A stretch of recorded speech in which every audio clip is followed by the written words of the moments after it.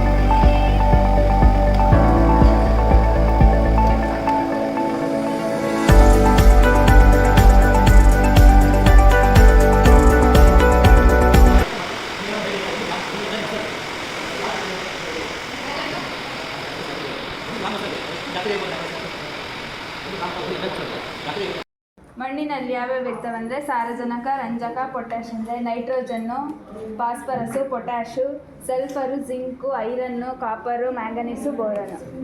ಹಿಂಗೆ ಹೇಳಿದ್ರೆ ಅರ್ಥ ಆಗಲ್ಲ ನಿಮಗೆ. ನೈಟ್ರೋಜನ್ನು, ಫಾಸ್ಫರಸ್ಸು, ಪೊಟ್ಯಾಶು ಇವು ಪ್ಲಾಂಟ್ಸಿಗೆ ಬೇಕಾದಂಥ major macro nutrients. Just you are showing the, you are telling like now.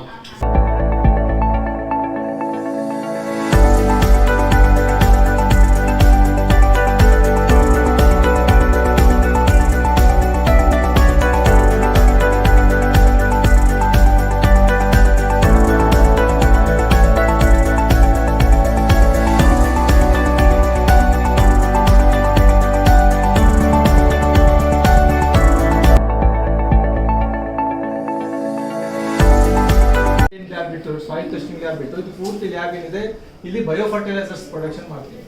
Bio fertilisers ಬೇರೆ, ಬಯೋ ಪೆಸ್ಟಿಸೈಡ್ಸ್ ಬೇರೆ, ಕೆಮಿಕಲ್ ಫರ್ಟಿಲೈಸರ್ಸ್ ಬೇರೆ, ಗೊತ್ತಾಯ್ತಾ?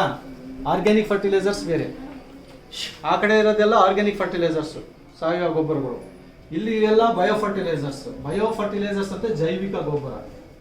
ಜೈವಿಕ ಗೊಬ್ಬರದಲ್ಲಿ ಏನಿರುತ್ತೆ? ಬ್ಯಾಕ್ಟೀರಿಯಾಸ್ ಇರ್ತವೆ, ಫಂಗಸ್ ಇರ್ತವೆ, ಅಜೋಟೋಬ್ಯಾಕ್ಟರ್